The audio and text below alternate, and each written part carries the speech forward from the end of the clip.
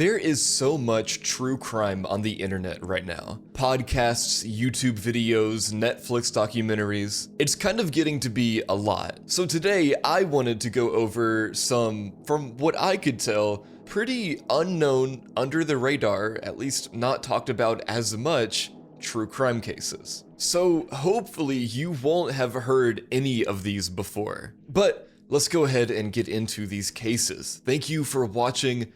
Please subscribe if you want more videos like this. Instagram, Discord in the description. Let's get into this. In July 2015, a 2-year-old boy named DeOrr Kunz Jr. went on a camping trip with his family into the mountains of eastern Idaho and then just dropped out of the world. No body, no clothing found in the woods, no confirmed sightings, no charges. Years later, the official answer to what happened to him is still, we don't know. But the people closest to the case are very far from agreeing on why that is. So let's back up. DeOrr is about 2.5 years old. He lives in Idaho Falls with his parents, Jessica Mitchell and DeOrr Kunz Sr. His family calls him Little Man. According to them, he's very attached to a few comfort items: a blanket, a sippy cup, and a stuffed monkey he drags around with him. On July 9th, 2015, Jessica and Vernal decide to go on a last-minute camping trip to Timber Creek Campground, about 10 miles west of the tiny town of Leodore, up in the Salmon Chalice National Forest. The site itself is simple: a rough road inn, a creek running by the campground, heavy trees and brush, and steep terrain rising on both sides. It's remote, but it's not endless wilderness. Later, searchers will describe it as a relatively small, boxed-in area. There are 4 adults on the trip: DeOrr's parents, Jessica's grandfather, Robert Bob Walton, and Bob's friend, Isaac Reinwand. 2 vehicles drive up in convoy. They arrive near dark. Reinwand sleeps in a tent. Bob sleeps in his camper. Jessica and Vernal say they sleep with DeOrr in the back of Bob's Chevy Blazer. The next morning, Friday, July 10th, everyone wakes up at Timber Creek. Reinwand later recalls seeing DeOrr that morning, quote, clomping around the campsite in cowboy boots that were too big for him, and keep that detail in mind. Later that morning, or around midday, the parents say they put DeOrr in the truck and drive down into Leodore to the Stage Stop Junction store, about a 30-minute trip each way on rough mountain roads. They say they go for snacks and supplies and then head back up to camp. That stop in town becomes one of the first sore spots in the timeline. Some reporting claims store witnesses remember seeing an empty child seat instead of a child. Other reporting is more cautious and just says the witness accounts aren't clear enough to treat as solid proof either way. But either way, one of the only chances for neutral witnesses to confirm seeing DeOrr that day ends up murky, and that's where the timeline starts to wobble. Back at Timber Creek in the early afternoon, the group settles around camp. At some point, Jessica and Vernal say they decide to walk a short distance away from the campsite to check out a nearby fishing spot. They say they leave DeOrr behind with his great-grandfather, Bob. In early interviews, they describe this as a quick walk, maybe 10 to 20 minutes. Far enough that they're not in the direct sight of camp, but close enough that they feel comfortable letting their son hang out with Grandpa. This is where one of the biggest contradictions in the whole case sits. The parents' version is this: they left their son with Grandpa, walked off for a bit, and when they came back, he was gone. But later, in conversations with investigators, Grandpa Bob reportedly says he never clearly heard Jessica ask him to watch the boy, and thought the parents had taken DeOrr with them when they walked away. So, in the exact window where everyone thinks someone else is watching the toddler, there's a gap. The adult stories don't line up about who was actually responsible for him. Meanwhile, the 4th adult, Isaac, says he was down at the creek fishing and didn't know anything was wrong until he saw the others searching. But what everyone agrees on is this: sometime in that early afternoon window, the parents return to the campsite and say their son is no longer there. When they can't find them, the 4 adults start calling for DeOrr and looking around camp. After a short period, the exact timing depends on whose account you're looking at, Jessica calls 911 from the campground at 2:28 p.m. On that call, she tells the dispatcher, "My 2-year-old son, we can't find him." She describes him as wearing cowboy boots, pajama pants, and a camouflage jacket with shaggy blonde hair, and that outfit becomes the image on flyers and billboards across Idaho. Lemhi County deputies and search and rescue teams head toward Timber Creek, but the campground is remote and it takes time to get people in. And here I'm gonna play a little bit of that 911 call. Not the whole thing, because it's pretty long, but just the most important, disturbing, and sad parts. Once the search truly gets underway, they push hard. Volunteers walking shoulder-to-shoulder grid lines through the trees and brush, ATVs and horses covering the terrain, K9 teams, divers in the creek and reservoir working through log jams and undercut banks. Over the first days, more than 200 people show up to look for a 2-year-old in an area that, on paper, is not very big. They don't find anything. No clothes, no boots, no diaper, no blood, no confirmed tracks, no remains. Even his blanket and stuffed monkey are reportedly still at the campsite, which stands out if he had simply wandered off, because his parents say he rarely liked to leave those behind. At first, law enforcement doesn't go public accusing anyone of foul play. The sheriff at the time, Lynn Bowerman, tells the media that they haven't ruled anything out, but that in those early days, they don't specifically suspect the family of hurting their child. The main possibilities being floated are that he wandered off and succumbed to the terrain or the creek, that he was taken by a wild animal, or that he was abducted by a stranger, which is truly sad. The parents lean hard into the abduction idea in interviews, making emotional appeals to whoever has their son to bring him home. As days turn into months and nothing shows up on the mountain, the tone changes. The search area has been worked over repeatedly. If a toddler had drowned or been dragged off by an animal that close to camp, investigators say they would normally expect some physical sign. Clothing, bones, disturbed ground. They have none of that. At the same time, detectives are re-interviewing the 4 adults. According to Bowerman and later summaries, the stories they hear shift over time. The length of the walk, the distances, who was there. Jessica and Vernal also take polygraphs and, according to the sheriff, do less than truthful on key questions. In January 2016, about 6 months after the disappearance, Bowerman publicly names the parents as suspects in their son's case. He says investigators believe DeOrr was either accidentally or intentionally killed, and that the parents know more than they're saying. In one TV interview, he goes even further and says that after all the searching and all the interviews, there's really only one possibility left, that it has to be a homicide. In his mind, they've given the parents too many chances to explain an accident, and the absence of that explanation points in one direction. Jessica and Vernal deny any involvement and insist their son was abducted. They haven't been arrested or charged with anything connected to the disappearance. On paper, it remains an open missing child case, but from that point forward, the separation and the difference between how the sheriff's office talks about it and how the parents talk about it is obvious.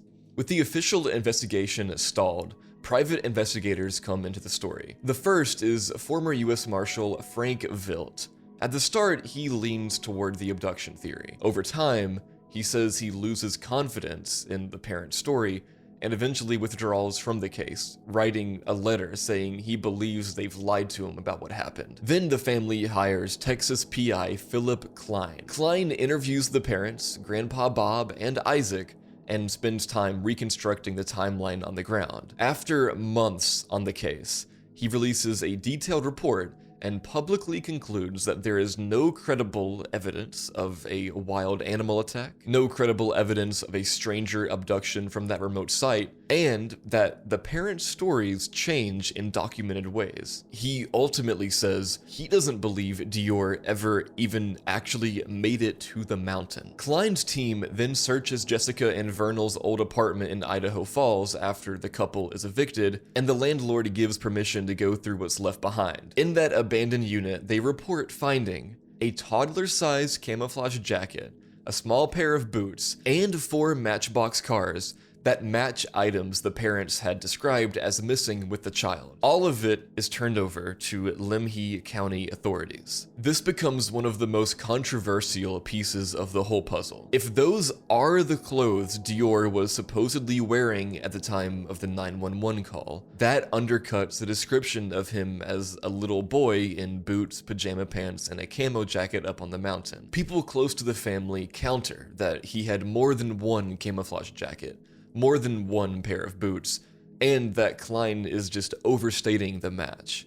Around the same period, a search with cadaver dogs reportedly hits on several areas near the campground, including one site about 3/4 of a mile away that Klein's report calls a possible holding site for a body. Again, nothing conclusive is recovered. No remains, no hard physical evidence that can go to a jury. The relationship between Klein and the family falls apart. He accuses them publicly. They fire him and later sue him for defamation. A judge throws out the lawsuit finding that he didn't lie, and Klein continues to repeat his theory that the parents know what happened. After Klein, the family brings in another private investigator, David Marshburn. Marshburn had worked other high-profile missing persons cases and says he comes to a very different conclusion. He says he believes the parents are innocent and instead focuses on Isaac, the 4th adult on the trip. And if you remember, Isaac is Isaac Reinwand, who is a friend of Grandpa Bob. Marshburn has claimed in interviews that he obtained a recording in which Isaac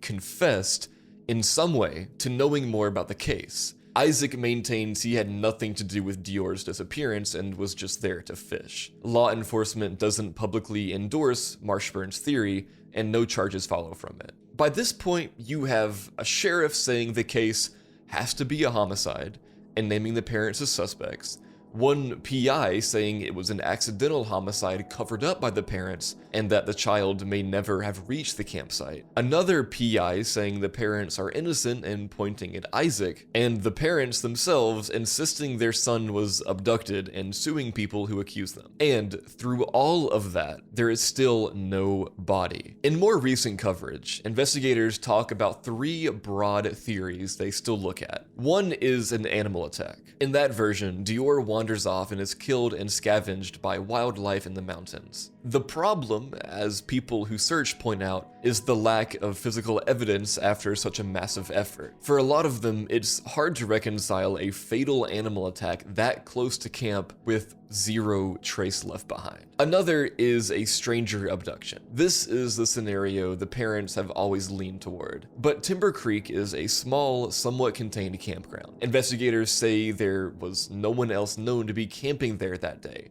no other vehicles regularly coming and going, and no witnesses who saw a stranger near the boy. The idea that someone quietly approached, grabbed a toddler in cowboy boots, and disappeared down a rough mountain road without anyone hearing or seeing anything is a stretch for many people who have stood on that ground. The third theory is foul play by someone in the group. That sits behind Bowerman's homicide comments, Klein's accidental homicide conclusion, and a lot of online speculation. The idea is that something happened either on the way up, at the campground, or earlier, and that parts of the camping trip narrative were constructed afterward to cover it. The main support for that theory is circumstantial, such as inconsistent stories, failed or inconclusive polygraphs, the clothing and toys Klein's team says they found in the apartment, and the sheer thoroughness of the searches compared to the total lack of physical trace on the mountain. None of these three theories has ever led to an arrest. Officially, it remains an unsolved missing child case. The fallout has been heavy. The parents have lived under a cloud of suspicion for almost a decade. They've been the target of harassment and constant accusations online. In 2024, their attorney files a new defamation lawsuit against a woman running a Justice for Baby DeOrr volunteer page, arguing that years of public attacks pushed Vernal into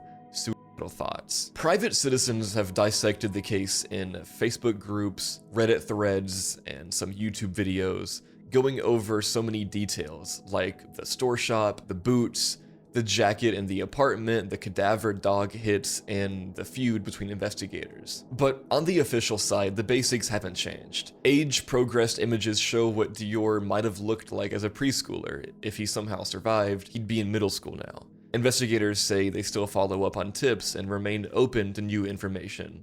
But after all this time, there's still no confirmed trace of DeOrr Kunz Jr. on that mountain or anywhere else.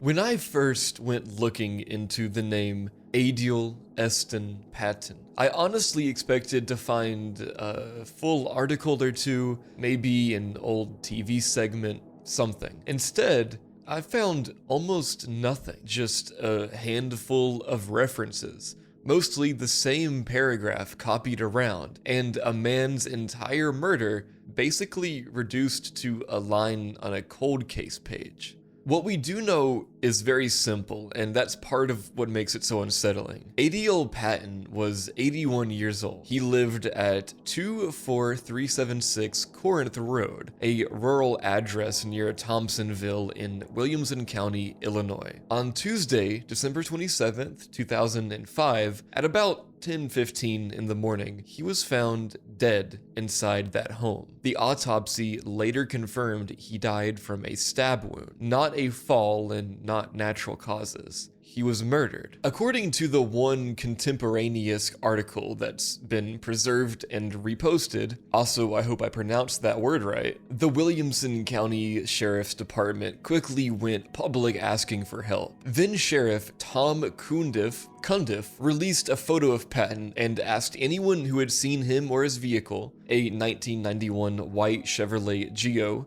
in Saline, Williamson, or Franklin counties on December 26th, the day before he was found, to contact investigators. The way Cundiff phrased it is very old school detective. He talks about how people often think what they saw didn't matter, but that one casual, "I saw him at such and such place" detail could be the missing piece in a homicide investigation. From there, almost everything else we have comes from a single Web Sleuths post by someone local who clearly cared about him. They say Patton was tortured and murdered in his home, and that the house had been ransacked, as if whoever was there was searching for something specific. That description, torture, ransacked home, is not spelled out in the brief newspaper summary, but it is consistent with how people in the area remembered the crime. The same poster mentions a word-of-mouth story that a local man used Patton's credit card after the murder, but even they flag that as rumor, not something confirmed in print. What struck me is how quiet everything goes after that. There's no follow-up coverage you'd expect for an elderly man stabbed to death in his own home. No person of interest questioned, no family begs for answers piece a year later, just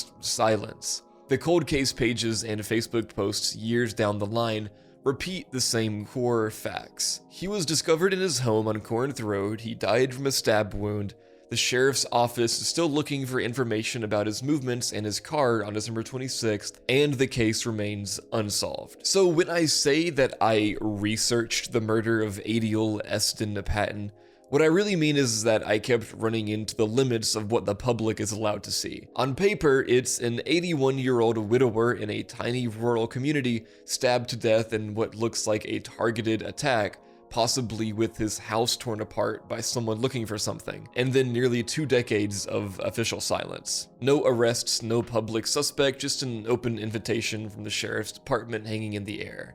If you saw him or that white Geo on December 26, 2005, they still want to hear from you. When I started digging into the Katelin Akens case, what jumped out at me was how sadly ordinary the whole thing is and the setup is. This is a 19-year-old, which by the way is my age, who has her life mapped out. She's living in Lake Havasu City, Arizona with her fiance Amber, getting ready to start cosmetology school, and she flies back to Virginia for a quick family visit and to meet her brand new nephew. It's a trip that was supposed to be very normal and routine.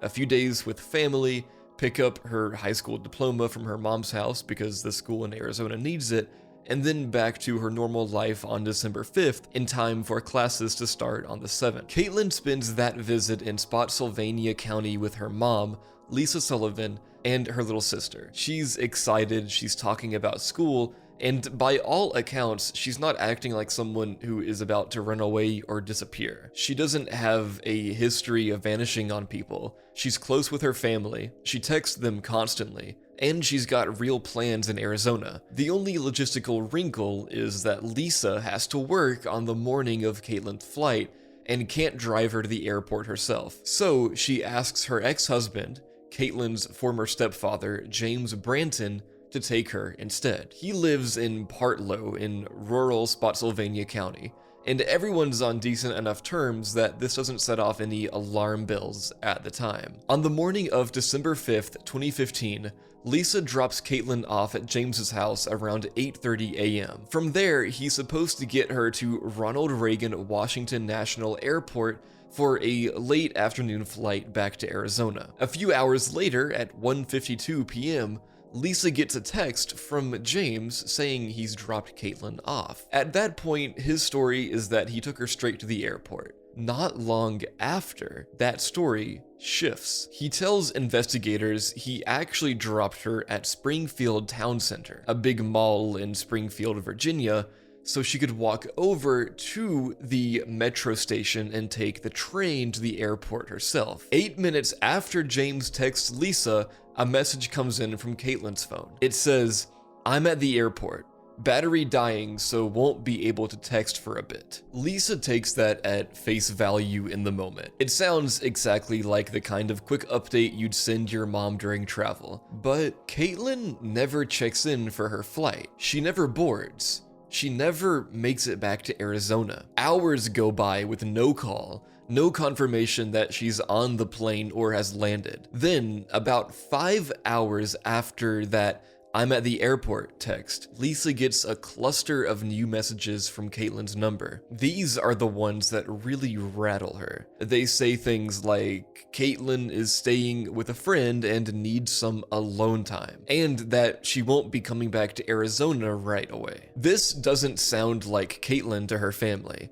Not the content, not the sudden personality shift, and not the decision itself. She's literally about to start cosmetology school. This trip was planned around that date. Once detectives start pulling the phone records, the texts look even stranger. The "I'm at the airport" message and the later "I'm staying with a friend" texts don't line up with the phone's location. Instead of pinging near the airport or around Springfield, the phone is hitting towers along I-95 in Stafford County and in the Spotsylvania area, basically still down where James lives, not 50 to 80 miles north near DC. On top of that, police go through surveillance footage at the Springfield Town Center and at the metro station where she was supposed to have taken the train to the airport. They never find Katelin on any of the cameras that day. There's also no evidence she was ever at Reagan National Airport at all. 2 days after she's reported missing, on December 7th, road crews working in Spotsylvania County find something in a drainage ditch off River Road, near the Fall Hill Avenue intersection just outside Fredericksburg. It's a blue suitcase, scuffed up, one wheel missing, like it's tumbled down the embankment. Inside is Katelin's wallet with her Arizona ID,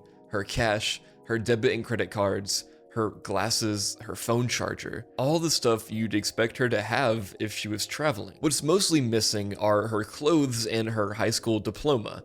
the exact document she'd flown to Virginia to pick up for school. The spot where the suitcase is found is a few miles from James Branton's home in Partlow, and nowhere near the route up to Springfield, the metro, or the airport. From there, the case basically splits into two tracks: what the evidence is saying and what James is saying. Officially, Katelin is listed as missing from Springfield and classified as an endangered missing person. But both the FBI and the Spotsylvania County Sheriff's Office have said in pretty clear language that the last confirmed place she was seen alive was at James's home on Oak Crest Drive in Partlow. Investigators have also said they were able to prove he never actually dropped her off at the mall the way he claimed. There's also what happens once the investigation starts to focus on him. Early on, James talks to police, but that doesn't last. According to multiple reports summarized in places like the Charlie Project and local coverage, he eventually refuses to let them search his place.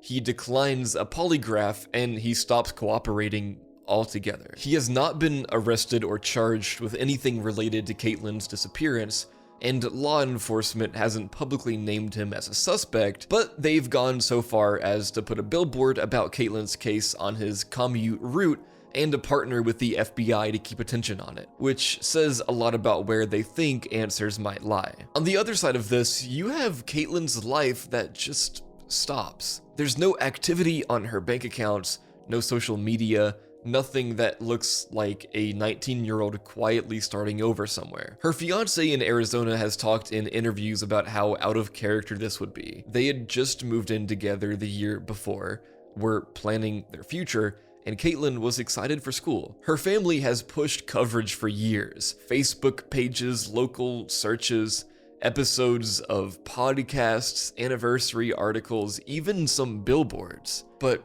the case is still officially unsolved. So when I look at this case as a whole, what I see is a really tight timeline with only a few verified points. We know Katelin flies into Virginia to see her family and to pick up her diploma. We know Lisa drops her at James Branton's house the morning of December 5th. We know she never gets on her flight, that those texts from her phone don't match where the phone actually is, and that her suitcase, with basically everything she'd need to live her life, ends up tossed in a ditch back near home 2 days later. The last confirmed sighting of her is at James's house. Everything after that is either a story he told that doesn't match the evidence, or messages from a phone that, according to the records, never actually took her where she was supposed to go. Now, there is another thing I want to read from this. It is a first primary account. It's from Reddit, r/cold cases, and it's a Reddit post from someone who apparently knew of her, but I'll let it speak for itself. I'm gonna read it right now. So shout out to u/helpkate_. I feel so bad for this whole situation. People really care,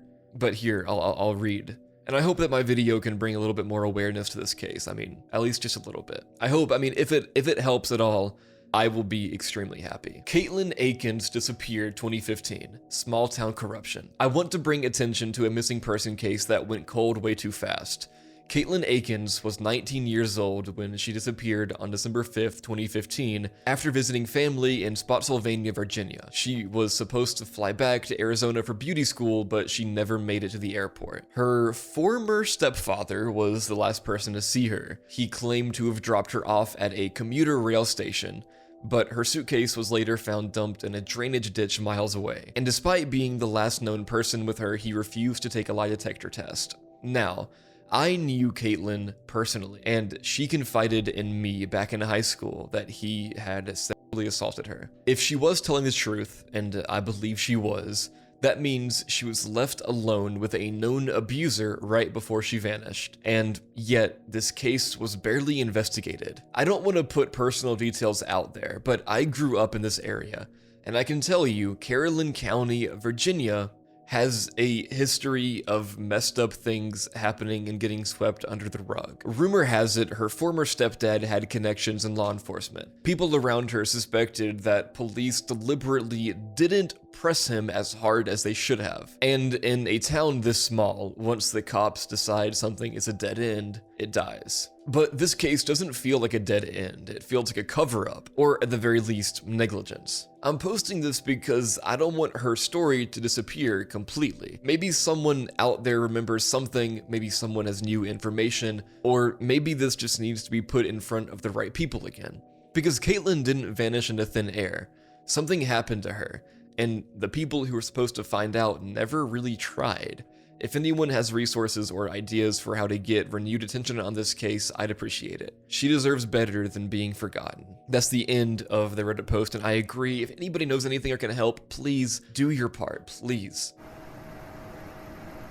A lot of murder cases drag on for hours, days, even weeks before anyone realizes something is wrong. Ashley Ouellette didn't. In her case, you're looking at roughly a 2-hour window where a 15-year-old girl goes from hanging out at a friend's house to being laid out dead in the middle of a dark road. And in all the years since 1999, nobody has been held responsible for that.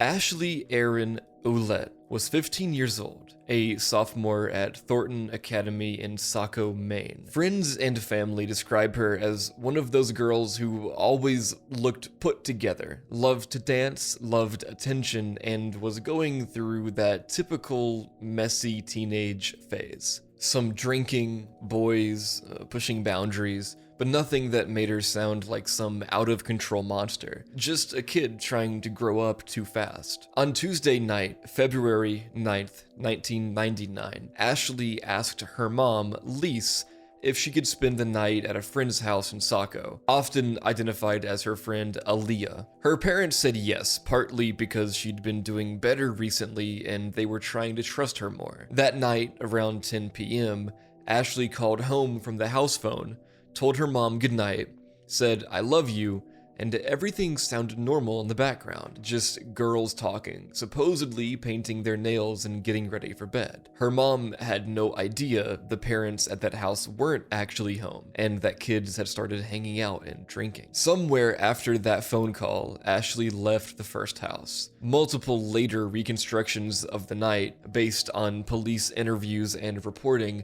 say she got a ride to another place in Saco, the home of the Sanborn family, where teenage boys Daniel and Steven live, kids she knew from school. That house is the one that keeps coming up in every deep dive into this case. She makes it there sometime around or just before 12:30 a.m. and she's allowed to stay the night. Officially, the main state police page just freezes the timeline at this point. Ashley is last seen alive at approximately 2 a.m. at a residence in Saco where she'd been allowed to spend the night. By morning, she's no longer there. The next time anyone sees her, it's not at school, it's not at home, it's in the road. At 3:57 a.m. on February 10th, a mother and son are driving along Pine Point Road in Scarborough, Maine, near the marshland. Their headlights catch something in the lane ahead of them. At first, they think it's an object or maybe an animal, but as they get closer, the shape is wrong. They swerve to avoid it, turn the car around, and realize they're looking at a girl lying in the middle of the road, lined up almost perfectly with the center stripes. According to interviews they gave later, she was face down, arms straight by her sides, legs straight, toes pointed with a little blood around her mouth and her skin turning blue, but her body was still warm in the freezing February air. The son tried CPR while his mother called 911. It didn't matter. Ashley was already gone. At that point, no one at the scene even knows who she is. She has no ID, no purse, no jewelry that clearly identifies her. She isn't wearing a coat even though it's well below freezing. Police quickly treat it as suspicious. There are no obvious injuries you'd expect from a hit and run, and the way she's positioned in the road looks deliberate, like someone placed her there rather than the body coming to rest that way after being struck. Her body is taken for autopsy while detectives scramble just to put a name to her. They start with schools, checking who didn't show up for class, compare that against missing person calls, and when that doesn't immediately work, they give a description to local news at midday. It's that broadcast that finally gets them a lead. People call in saying that the girl they're describing sounds like 15-year-old Ashley from Saco. Her parents are contacted and brought in to identify her. That's how they find out their daughter never made it to school and never came home. That's so sad. The autopsy answers one major question. It opens up a bunch more. Ashley wasn't hit by a car. Her cause of death is ruled homicide by manual strangulation, hands on the neck. There's no massive blunt force trauma, no broken bones consistent with being run over. Investigators become convinced she died somewhere else and was then carried or driven out to Pine Point Road and left in the roadway on purpose. That's the part that sticks with, a lot of people and me. Not just that she was strangled, but that whoever killed her took the time to lay her body out, almost posed in the middle of a cold, dark road before disappearing. That's like serial killer shit. From there, the investigation snaps back to that house in Saco where she was last seen. State police search the home, talk to everyone inside, and start pulling together a detailed timeline of her last night. Who saw her, who drove her, when she arrived, when people claim they went to bed, who says she stayed on the basement couch, and who claims they assume she left during the night. Ashley's parents eventually file a wrongful death lawsuit against the owners of that house and their son, essentially arguing that whatever happened to Ashley happened in connection with that home. The defendants deny any responsibility, and after years of legal wrangling, a judge dismisses the suit in 2002. None of that ever results in criminal charges. In the meantime,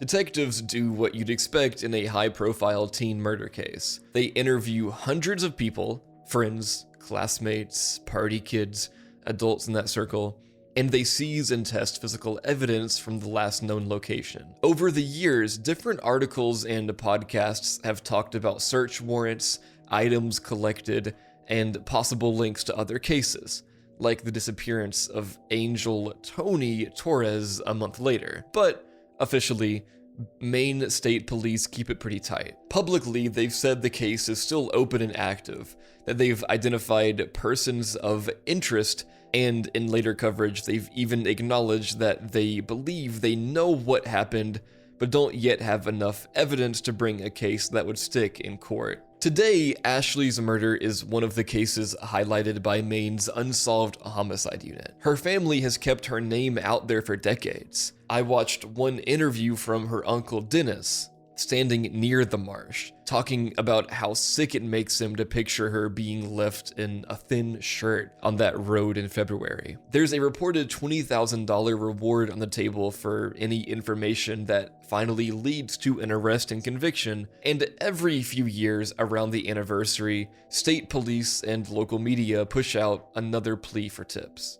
And yet, the basic outline is still the same as it was in 1999. A 15-year-old girl calls her mom from what's supposed to be a safe sleepover. A couple of hours later, she's last seen alive at a house in Saco. By 3:57 a.m., she's dead, posed in the center of Pine Point Road with no coat, no ID, and no one owning up to how she got there. That's the end of the video, guys. Thank you for watching so far. This one is pretty sad, this video, this podcast, but thank you for watching so far. I hope you enjoyed. Please let me know what you want to see next in the comments, either on YouTube or on Spotify, whatever you're on, and have a great night, everyone. Sweet dreams.